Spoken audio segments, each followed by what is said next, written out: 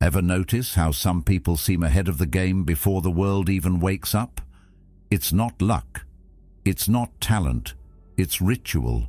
Quiet, repeated choices most people overlook, especially in that first hour of the day.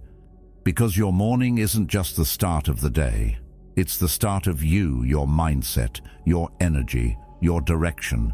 And if you waste that sacred window, you don't just lose time, you lose momentum. The Stoics knew this. They taught that the first act of every day should be done with full awareness. Not chaos, not distraction, not rushing through life half asleep. Presence, discipline, purpose. So if you're ready to stop drifting through your mornings and start owning them, you're in the right place. And if you appreciate this kind of content, there's one simple, free way to support the channel. Hit that subscribe button. Let's get into it. Win the first hour, win the day. Some people call it a routine, others call it a ritual, but whatever name you give it, there's no denying that how you step into your morning has a ripple effect across everything that comes after. And that ripple, it either brings order or chaos, clarity or confusion, strength or scattered energy. Most of us don't realize just how much power lives in the first few minutes after our eyes open. We roll out of bed, check our phone, let the world in before we've even checked in with ourselves. But those first moments, they're not just about getting out of bed. They're about deciding who's in charge, you or your autopilot. Think of your morning like a row of dominoes. The first one, the way you wake up, the thoughts you allow in, the way you move or don't, sets everything else in motion. Push that first one with presence and purpose, and you build momentum that carries into your work, your relationships, your mindset. But if that first domino falls by accident, hit snooze, grab the phone, scroll without thinking, you set off a chain reaction that's harder to stop. The rest of the day becomes a game of catching up, not leading. Marcus Aurelius, the Roman emperor and Stoic philosopher, wrote, "When you arise in the morning, think of what a privilege it is to be alive, to think, to enjoy, to love." That's not a poetic luxury, that's a practice. A reminder that your first thoughts matter. If your mind is clouded by news, messages, distractions, before you've even planted your feet on the ground, how can you expect to move through the day with clarity? And it's not just Stoicism saying this. Carl Jung, the father of analytical psychology, pointed out that until you make the unconscious conscious, it will direct your life and you will call it fate. Most of our mornings are driven by unconscious habits. We don't choose them, we inherit them from yesterday. But the moment you pause, take a breath, and decide your next move consciously, that's the moment you stop living on repeat and start living on purpose. Aristotle believed that excellence is not an act, but a habit. That means your greatness isn't hiding in some future achievement. It's being built right now in the quiet decisions that no one sees, like whether you hit snooze or stand up, whether you scroll endlessly or sit in silence. These small, repeatable acts, they become your identity. You become what you do consistently, not what you think about doing. So here's the question. What's the very first thing you give your energy to in the morning? Is it reactive or intentional? Does it calm you or speed you up? Does it pull you closer to who you want to be or further away? Plato once said, "The beginning is the most important part of the work." That applies to art, to life, and especially to your day. When you own your beginning, you own your rhythm. Tomorrow, don't start your day by reacting. Start it by choosing. Choose to pause. Choose to breathe. Choose to lead your day instead of chasing after it. Because that first move, it isn't just about waking up. It's about waking up with direction. And if you do that, even once, you'll feel the shift. You'll realize you're not powerless against your habits. You're not stuck in some loop. You're capable of setting the tone, of shaping your energy, of deciding how the day feels before it even begins. Delay the alarm, delay your life. Some battles are quiet. They happen in the dark before the sun rises when no one's watching, and one of the biggest is fought between you and your alarm clock. It's easy to brush it off, just 5 more minutes, right? But the truth is, that moment holds more weight than we like to admit, because it's not really about rest, it's about resistance. And when you hit snooze, you're not just postponing your day, you're postponing yourself. Every time you roll over and silence the alarm, you're sending a subtle signal to your mind. I'm not ready. I'll face life later. It seems small, harmless, but over time, that tiny act of avoidance becomes a habit, and that habit becomes a story, a quiet one that says, I don't follow through. The Stoics warned us about this, the danger of drifting into comfort. Marcus Aurelius wrote, "At dawn, when you have trouble getting out of bed, tell yourself, I am rising to do the work of a human being, not to chase comfort, but to step into purpose." Discipline, then, isn't some harsh taskmaster. It's the doorway to freedom. It's not about punishing yourself.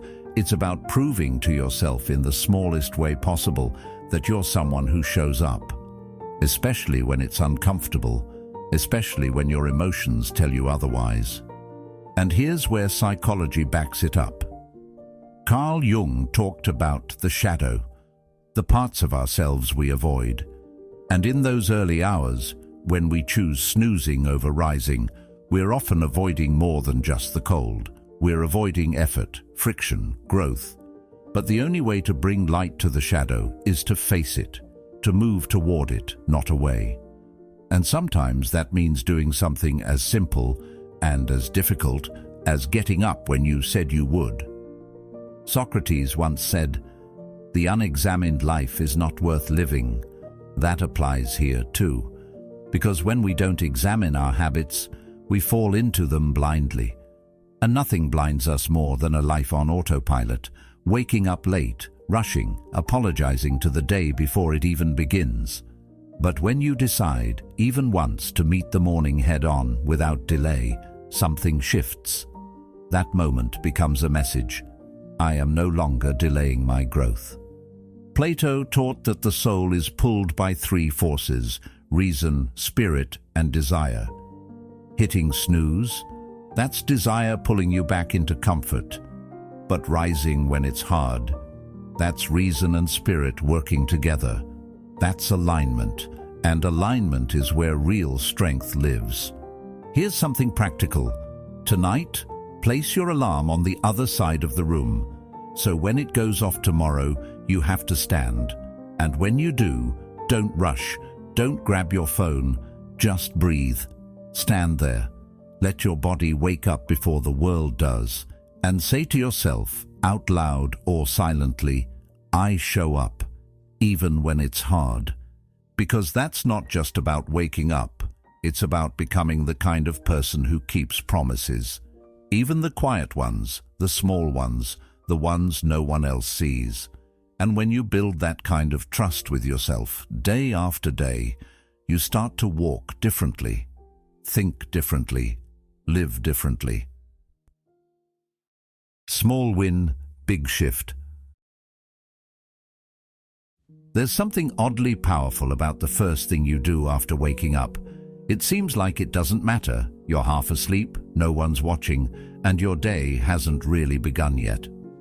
But that first choice, what you decide to do with your hands, your attention, your energy, that choice has weight. It's shaping the way your brain approaches the rest of the day. And that's exactly why something as simple as making your bed isn't just about tidiness. It's about training your mind to finish what it starts. The Stoics believed in starting the day with purpose. Seneca said, "Let all your efforts be directed to something. Let it keep that end in view." Making your bed might seem trivial, but it's an intentional act. A small one, yes, but a decisive one. It tells your brain, this space matters, this moment matters, I am in control of what happens next. That's not just routine, that's design. And let's talk about psychology for a second. Completing any task, no matter how minor, gives your brain a dose of dopamine. It's not about the task, it's about the completion. That feeling of "I did this" builds momentum. The mind doesn't wait for big wins to feel accomplished. It responds to the consistency of wins, big or small. And when you start your day by doing, rather than planning or promising, you set a tone of action, not delay. Now think about your space. Your environment isn't neutral. It's constantly sending signals to your subconscious. If the first thing you see when you get up is a room in disarray, that clutter begins to echo inside your head. Distraction breeds distraction. But if you take 30 seconds to smooth your sheets, fluff a pillow, bring order to your corner of the world, you shift something internal. You create a moment of calm, a quiet kind of control that ripples outward into everything else you touch.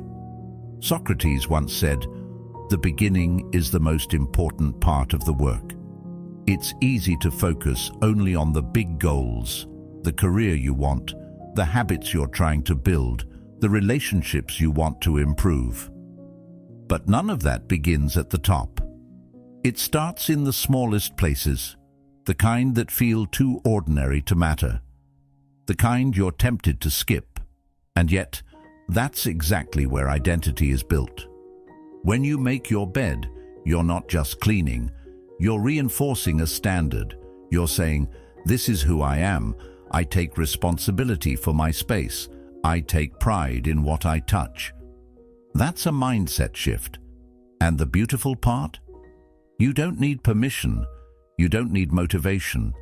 You just need to decide that your surroundings reflect your values, not your laziness, not your excuses. Plato believed that order in the soul was connected to order in the world. He wasn't wrong. When you create physical order, even in small ways, you reduce mental noise. You stop reacting and start leading. And that leadership doesn't have to be loud or flashy. It can be quiet, unseen, something as subtle as a smooth bed and a clear mind. So tomorrow morning, take a moment. Before you rush into the chaos, before you pick up your phone, before the world asks anything of you, return to the basics. Start with order. Start with presence. Start with the decision to finish something, not for anyone else, but for yourself. Because in a world that moves fast and rewards overwhelm, making your bed is a way of slowing down and saying, "I'm in charge here." And when you do that, when you begin with control, clarity, and calm, you're not just managing your environment. Encourage before you judge. It's strange how easily we offer kindness to others and yet struggle to give even a fraction of that to ourselves. We'll cheer on a friend, send a heart emoji to a stranger's post, and tell someone else, "You're doing great." But the moment we look in the mirror, the script changes. Suddenly, it's judgment, criticism, silence. Most people start their morning already in the red emotionally, not because of the world, but because of the way they speak to themselves before the day has even started. We live in a culture that's conditioned us to expect validation from the outside. A like, a compliment, an email, a text. But if none of that shows up, what happens to your self-worth? It shrinks. It withers. Not because it's gone, but because you've outsourced it. That's the trap. And the solution is surprisingly simple, but bold. It starts with facing yourself. Literally. Mel Robbins introduced something called the mirror high five. Yeah, it sounds silly, feels awkward. But it does something most of us desperately need. It reintroduces encouragement from within. Because the truth is, you spend every waking moment with yourself, and the relationship you have with your own reflection is one of the most important ones in your life. And here's where Stoic wisdom steps in. Marcus Aurelius once said, "The soul becomes dyed with the color of its thoughts." So if your first thoughts each morning are self-doubt, regret, or shame, what do you think you're carrying into the rest of your day? But when your first message is, "I'm proud of you for showing up," or even just, "We've got this," the entire tone shifts. It's not about ego, it's about alignment. It's about starting the day with a message that builds, not breaks. Carl Jung, the father of analytical psychology, emphasized the importance of acknowledging the self. He believed that real strength comes from integrating, not rejecting, all parts of who we are. That means your reflection shouldn't be your enemy. It should be your ally. The mirror shouldn't be a place of critique. It should be a checkpoint, a place where you check in, not check out. And when you think about it, the mirror is the only place where you meet the real you without distraction. No filters, no roles to play, just you, raw, honest, human. Plato once said, "The first and greatest victory is to conquer yourself." That starts here. Not in some grand achievement, not in external approval, but in the quiet moment when you look yourself in the eye and decide to be your own supporter. So here's what to do. Tomorrow morning, before you touch your phone, before you let the noise in, walk to the mirror. Stand up straight. No need for a speech. No need for perfection. Just look yourself in the eye and give a simple high five. It may feel awkward. It may feel ridiculous. That's okay. Do it anyway. That discomfort, it's a sign you're doing something unfamiliar, but necessary. Aristotle taught that we become what we repeatedly do. Encouragement is no different. The more you practice speaking to yourself with respect, the more natural it becomes. The more your brain starts to believe that, yeah, maybe I am someone worth rooting for. So tomorrow, high-five yourself. Not for show, not for anyone else, but for connection, for strength, for the quiet courage it takes to keep going, to keep trying, to keep showing up. Because you don't need perfect self-esteem to move forward. You just need to stop being your own worst enemy. Give yourself the kind of encouragement you're always waiting to hear, because you're the one who needs to hear it the most. And when you start your day with that kind of energy, you stop needing the world to validate you. You validate yourself, and that changes everything. Protect your mind. There's a moment, a fragile, powerful moment, that exists between waking and doing. It's quiet, still, undisturbed. And in that space, before the world enters, you have a chance to remember who you are and who you want to be. But most of us don't protect that moment. We give it away, instantly, unconsciously, to a screen. That small device next to your bed, it's not neutral. It's a direct line to the noise of the world. Messages, notifications, opinions, expectations. You scroll and suddenly you're not thinking your own thoughts anymore. You're reacting to someone else's life, someone else's urgency, someone else's drama, and all before you've even taken your first breath of the day with intention. The Stoics warned us about this kind of trap, the danger of allowing outside influences to govern our inner life. Epictetus said, "Freedom is the only worthy goal in life. It is won by disregarding things that lie beyond our control." What could be more out of your control than the chaos of the digital world before sunrise? When you grab your phone first thing, you surrender your sovereignty. You let headlines, feeds, and other people's needs set the tone for your day before you've even remembered your own. Carl Jung understood the impact of unconscious behavior. He said, "Until you make the unconscious conscious, it will direct your life, and you will call it fate." And that's exactly what happens when you reach for your phone out of habit. You're not making a choice, you're running a program. And that program is pulling your energy away from presence, away from clarity, away from yourself. Now here's the simple truth. Your attention is your life. Where your attention goes, your energy follows. And if the first thing you do every morning is give that attention away, you start the day from a place of reaction instead of direction. Plato once said, "The first and best victory is to conquer self." You don't conquer yourself by controlling every detail of the day. You conquer yourself by mastering the little moments that shape your behavior, like what you do and what you don't do, right after you wake up. Let's talk psychology for a second. Your brain is incredibly impressionable in the first 20 to 30 minutes of the morning. That's when your subconscious is most open. It's a window of vulnerability, but also potential power. Activate your energy.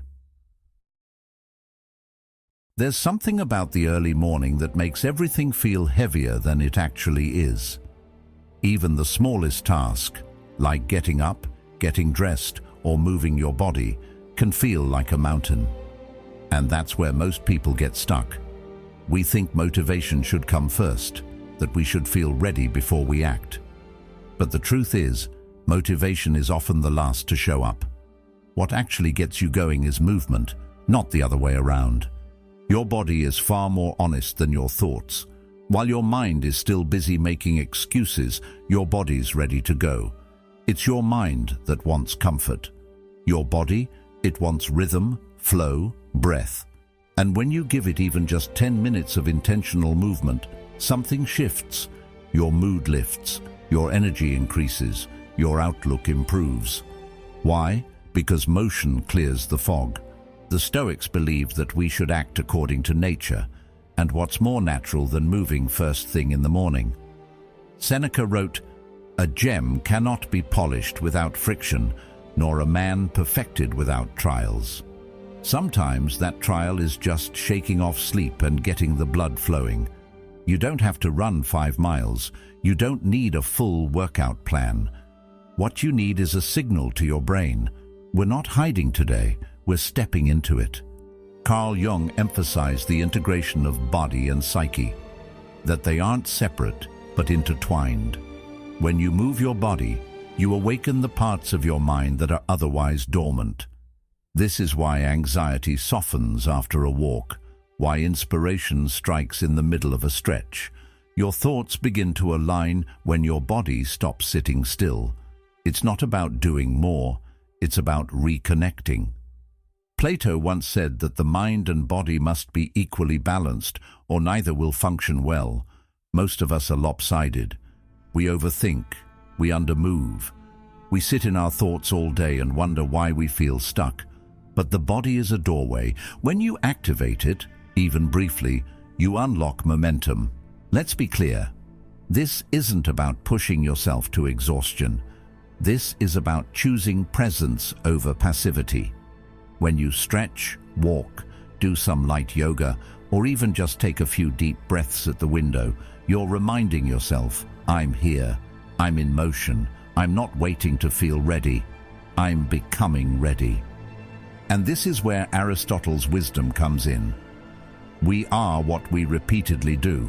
Excellence then is not an act but a habit. 10 minutes of movement done consistently builds more than fitness. It builds self-respect. Because you're showing up, not just in theory, but physically. Socrates also spoke of harmony, of aligning the soul with the body. He saw physical health not as vanity, but as virtue. When you care for your body, you're also shaping your character. And it's through daily actions, the simple, repeatable ones, that you mold who you are. So here's your move. Tomorrow morning, don't wait.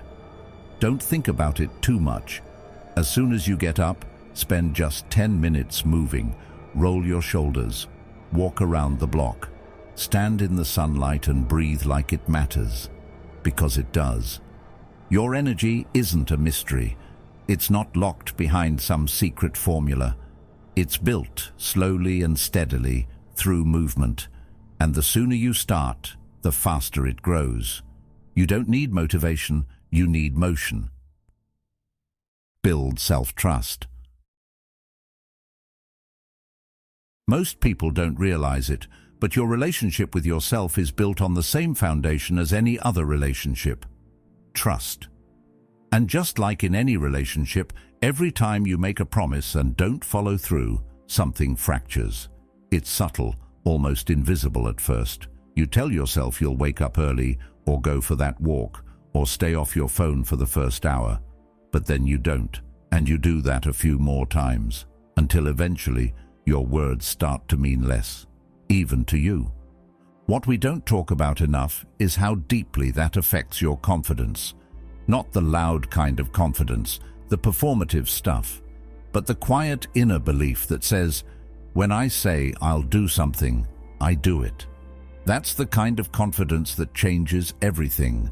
And the truth is, it doesn't take massive changes to build it. You don't need to become a different person overnight. You need one small promise and the courage to keep it. The Stoics understood this better than anyone. Epictetus said, "First say to yourself what you would be, and then do what you have to do." Simple, director, no fluff. He wasn't talking about grand plans or perfect routines. He was talking about integrity, about becoming someone whose actions match their words. And that starts with the smallest things. Plato believed that harmony in the soul came from consistency, when reason and action were in sync. That means when you keep even one promise a day, you create internal alignment. You feel less scattered, more certain. You stop feeling like you're living two lives, one where you plan and one where you delay. It doesn't have to be complicated. It could be as simple as drinking a full glass of water the moment you wake up, or standing outside for a minute to breathe, or making your bed before you check your phone. The action itself doesn't matter as much as the message behind it. I said I would do this, and I did. That message becomes identity, and identity, once rooted in trust, is hard to shake. Socrates once said, "To find yourself, think for yourself." Choosing your promise each morning is a way of doing that. It's a declaration. This is what matters to me today, and I will honor it.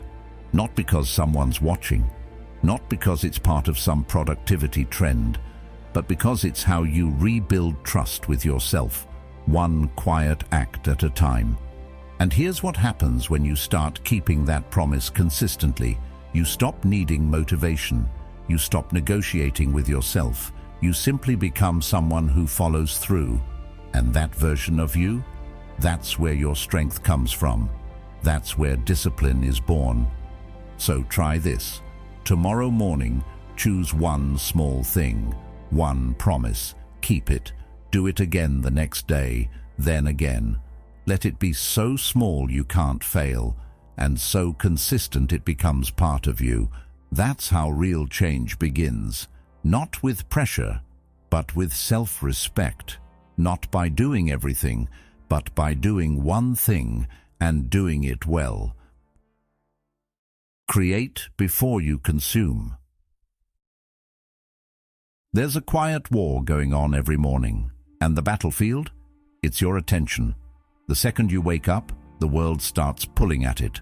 Notifications, headlines, messages, someone else's agenda, someone else's life, someone else's noise. And most people, without thinking, surrender to it. They consume before they even breathe. They open their phones before they open their eyes all the way.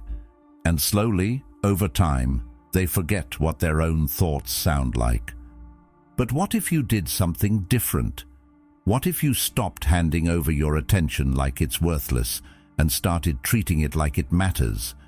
What if, instead of beginning your day as a consumer, you started it as a creator? You don't need to write a novel at sunrise. You don't have to paint a masterpiece or design the next big thing. You just need to create something that's yours. One sentence in a journal, one idea scribbled in a notebook, one intention spoken out loud in the silence of your room. That's not just self-expression, it's self-leadership. The Stoics understood this deeply. Marcus Aurelius, who ran an empire and still made time to write privately in the mornings, believed that we must concentrate every minute like a Roman on doing what's in front of you with precise and genuine seriousness. That includes the minute you wake up. Instead of drifting into distraction, he urged presence. Creation is one way we anchor ourselves in that presence. Carl Jung believed that the act of creation was a vital part of individuation, the process of becoming your true self. He said, "The creative mind plays with the objects it loves, and the only way to access that creative part of yourself is to give it space. That space doesn't happen accidentally. You have to protect it, especially in the morning when your thoughts are most raw and your energy is untouched by the world." Aristotle talked about the difference between passive living and active living. A reactive life is passive. It waits to be told what to think, what to care about, what to chase. But a creative life, that's active, that's choice, that's agency. And you don't need a grand gesture to start living that way. You just need a few uninterrupted minutes to make something, anything, that reflects you. Think about how most people start the day. They reach for their phones, scroll past 100 images of other people's lives, other people's moods, other people's stories. And then they wonder why they feel overwhelmed or behind before they've even had coffee. But when you create before you consume, you flip the script. You choose to begin on your terms. You choose clarity over comparison.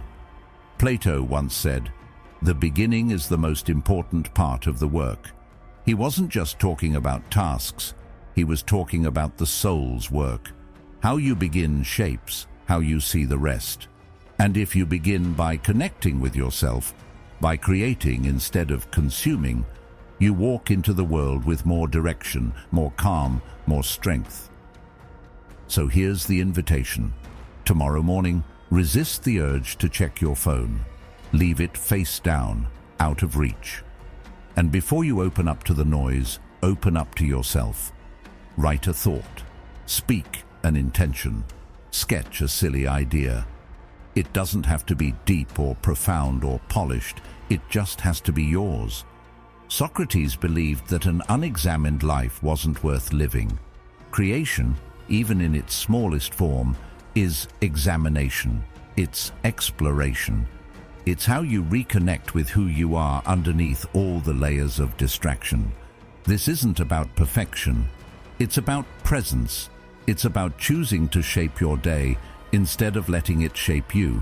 And the more you create, even just a little, the more you remember that you're not here to chase the world. Progress over perfection.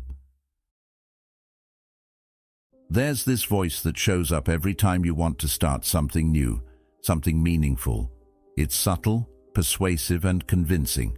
It says, "Wait until you're more prepared," or "Let's just plan a little more." Or the classic, "It has to be perfect." That voice feels safe, but it's not helping you grow. It's keeping you stuck.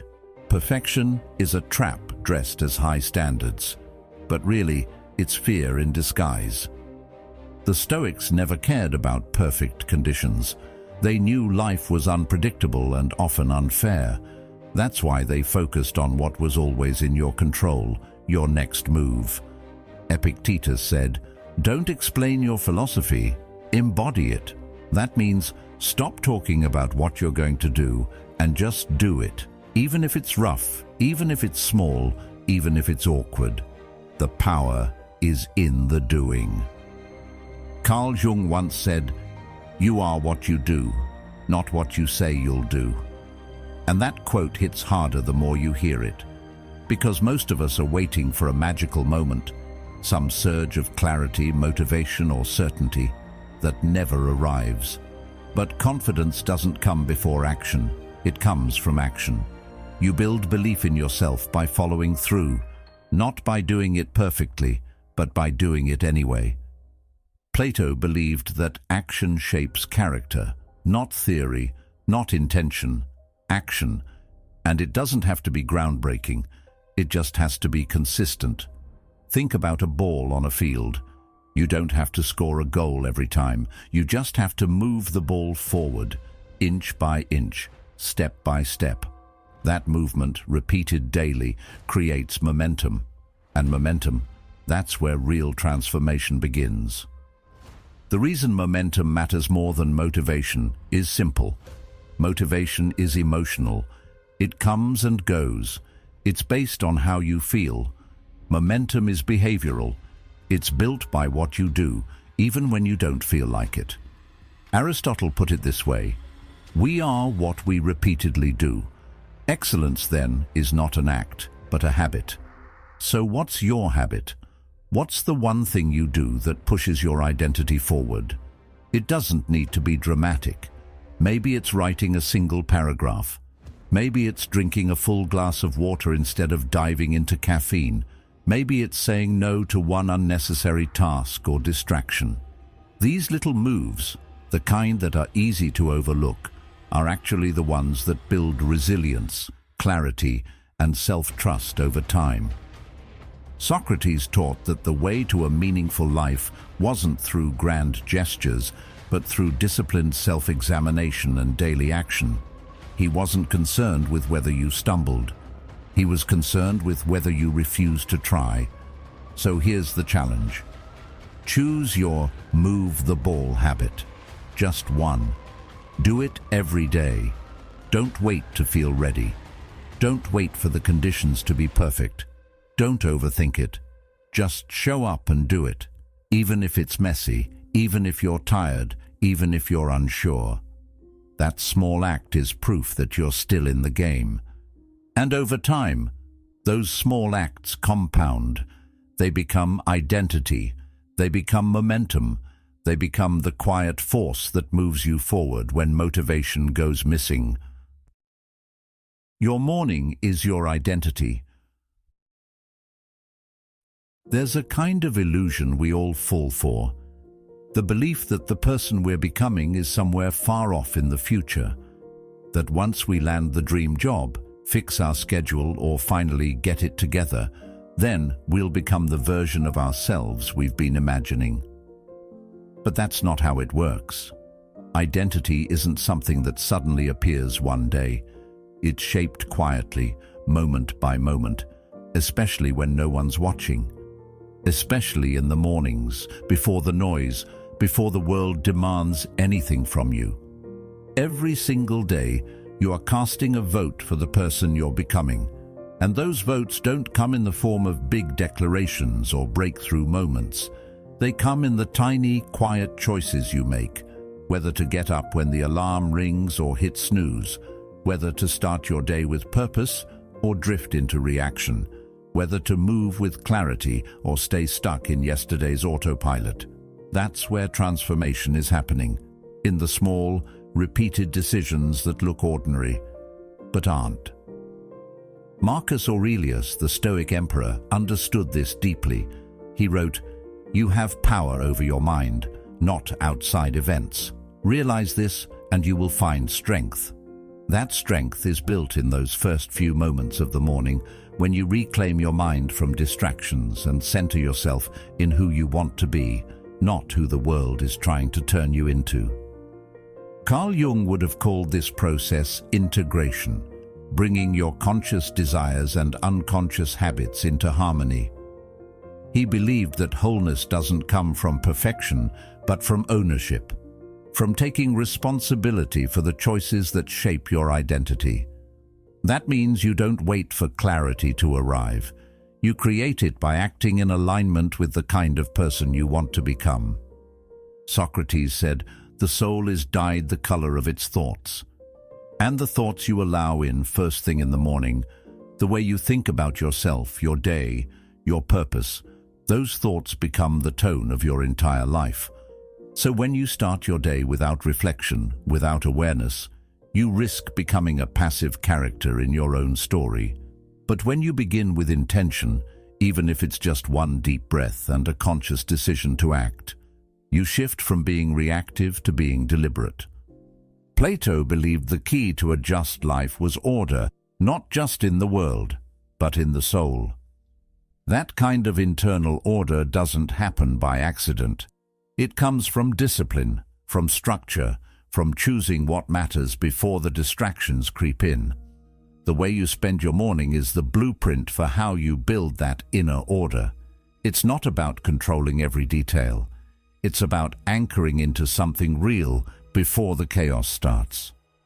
Aristotle taught that character is formed through habit, not wishful thinking, not lofty goals. Habit, and habits are born from repetition. So if you begin each day by rushing, reacting, or checking out, you're reinforcing the identity of someone who waits for life to happen. But if you start with reflection, movement, clarity, or even one small disciplined action, you're telling your mind, this is who we are now. So here's the challenge. And it's simple, but it's not easy. Tomorrow morning, before you pick up your phone, before you check the time, before you scroll or rush or distract yourself, ask one question. What kind of person do I want to be today? Ask it softly, honestly. Then take one action, no matter how small, that aligns with the answer. Maybe it's standing tall. Maybe it's journaling a single sentence. Maybe it's simply sitting in silence and breathing. It doesn't have to be dramatic. It just has to be intentional. Because identity is not built in the big, shiny moments. It's forged in the quiet, invisible spaces before the world wakes up, before the pressure hits, before the performance begins. The person you want to become isn't waiting in some distant future. They're shaped by what you do tomorrow morning, in the silence, in the stillness, in the smallest choice no one else sees. Thank you for being here, for showing up, and for being part of Stoic Journal. If this resonated with you, there's another video waiting on your screen right now that will take you even deeper. Until next time, keep rising with intention. And remember, the world may be noisy, but your morning is yours.